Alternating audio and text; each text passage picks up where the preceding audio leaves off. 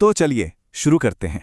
आज बात करेंगे एक ऐसी इंडस्ट्री की जो सिर्फ 45 दिनों में देश की इकोनॉमी में 6.5 लाख करोड़ रुपए डाल देती है। सोच सकते हैं, एक ऐसी इंडस्ट्री जिसका एनालिसिस एक फाइनेंशियल एडवाइजर की नज़र से करना बहुत ज़रूरी हो जाता है, क्योंकि यहाँ एक परिवार के 2 दिन के फंक्शन का खर्चा उनकी 10 से 15 साल की पूरी सेविंग्स को ख़त्म कर सकता है। जी हाँ, बिल्कुल सही समझे। ये है इंडिया की massive wedding industry. 6.5 lakh crore रुपए। दिमाग में घंटी बजी? ये कोई पूरे साल का फिगर नहीं है। ये हैरान कर देने वाला नंबर सिर्फ और सिर्फ 45 दिन के वेडिंग सीजन में खर्च हुआ है। मतलब 1 नवंबर से 14 दिसंबर के बीच। सही सुना, सिर्फ 1.5 महीने में। इससे अंदाजा लगाया जा सकता है कि इंडिया में शादियों का सीजन कितना कितना इंटेंस और खर्चीला होता है। और अगर हम पूरी इंडियन वेडिंग इंडस्ट्री के साइज की बात करें तो ये लगभग 130 बिलियन डॉलर्स की है। इस नंबर के साथ ये दुनिया की सबसे बड़ी वेडिंग इकोनॉमीज में से एक बन जाती है। अब इसको थोड़ा पर्सपेक्टिव में रखते हैं। मतलब इंडिया में शादियों पर जो खर्चा होता है ना, वो अमेरिका के पूरे वेडिंग मार्केट से लगभग डबल है। सोच के देखिए, ये कंपैरिजन इस इंडस्ट्री के स्केल को एकदम अलग ही लेवल पर ले जाता है। बात को और आसान करते हैं। इंडिया 45 दिनों में शादियों पर उतना पैसा खर्च कर देता है जितना सरकार पूरे 1 साल में हाईवेज बनाने पर करती है। ये सच में अनबिलीवेबल है। तो आखिर इतना सारा पैसा जा कहां रहा है? ये सबसे बड़ा सवाल है ना? चलिए, इस पूरी वेडिंग इकोनॉमी के अलग अलग हिस्सों का एक छोटा सा पोस्टमार्टम करते हैं। देखते हैं पैसा जाता कहां है। तो यहां देखिए, बजट का सबसे बड़ा हिस्सा करीब 55% सिर्फ 2 चीजों में चला जाता है। पहला 30% वेन्यू और कैटरिंग पर, और दूसरा 25% सीधा ज्वेलरी पर। मतलब ये 2 कैटेगरीज ही पूरे खर्चे की कह सकते हैं बुनियाद हैं। और वेन्यू की डिमांड का तो ये आलम है कि 6-6 महीने पहले ही बुकिंग्स फुल हो जाती हैं। सुनिए, रेडिसन होटल ग्रुप ने तो अपने वेडिंग सेगमेंट में 87% की year on year revenue growth देखी है। मतलब साफ है, लग्जरी होटल्स की तो चांदी हो रही है। अब आते हैं ज्वेलरी मार्केट पर। यहाँ एक इंटरेस्टिंग कहानी है। एक तरफ है सोना, जिसके दाम 1 साल में 50% से ज्यादा बढ़ गए, पर लोग फिर भी खरीद रहे हैं। क्यों? क्योंकि इसकी एक इन्वेस्टमेंट वैल्यू है। लेकिन दूसरी तरफ डायमंड इंडस्ट्री, वो मंदी से गुजर रही है क्योंकि उसकी रीसेल वैल्यू काफी कम है। तो सीधी सी बात है, ट्रेडिशनल चॉइस यानी सोना वही बाजी मार रहा है। और बाकी सेक्टर्स भी पीछे नहीं है। जरा सोचिए, कपड़ों का मार्केट 10,000 करोड़ का है। वेडिंग फोटोग्राफी में इंडिया पूरे एशिया पैसिफिक रीजन का 38% मार्केट शेयर रखता है।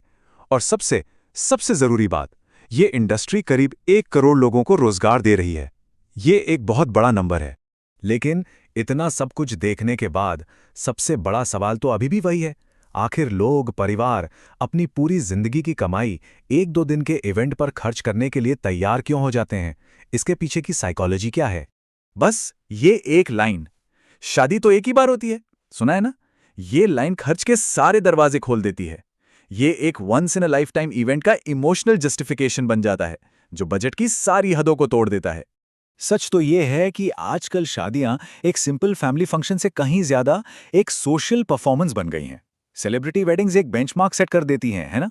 फिर सिनेमैटिक प्री वेडिंग शूट्स और ऊपर से सोशल प्रेशर, ये सब मिलकर इस ग्रैंड इवेंट को और भी बड़ा बना देते हैं। लेकिन इस पूरी चमक दमक के पीछे एक काला सच भी है, और यहां मेरा फाइनेंशियल एडवाइजर वाला पर्सपेक्टिव सामने आता है।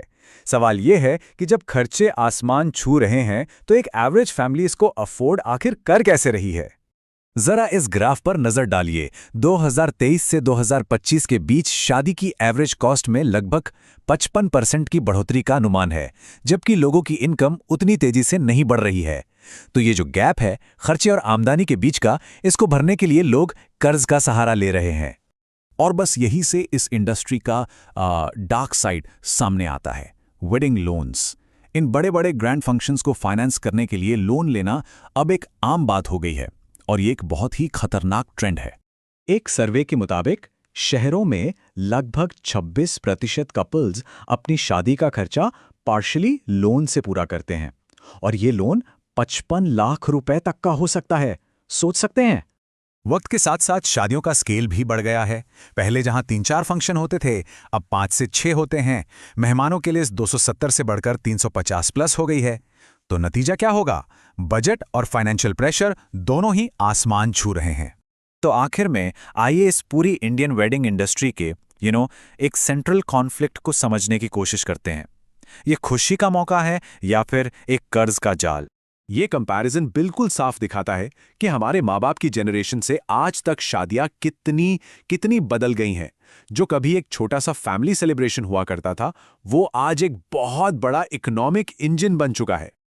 और यही वो आखिरी सोचने वाला सवाल है, क्या ये पावरफुल इकोनॉमिक इंजन असल में खुशी पर चल रहा है या कर्ज पर? इन सेलिब्रेशंस की असली कीमत क्या है? तो अगर इस पूरे एनालिसिस ने कहीं ना कहीं कुछ सोचने पर मजबूर किया है, तो इस कंटेंट को एक लाइक जरूर दीजिए और अपने विचार नीचे कमेंट्स में बताइए। आपके लाइक्स मुझे और भी ऐसी इन्फॉर्मेटिव वीडियोस बनाने के लिए मोटिवेट करते हैं, तो इसे अपने दोस्तों और परिवार के साथ शेयर करना बिल्कुल मत भूलिएगा। और आगे भी ऐसी दिलचस्प जानकारी के लिए चैनल को सब्सक्राइब जरूर कर लें। देखने के लिए बहुत बहुत शुक्रिया। धन्यवाद।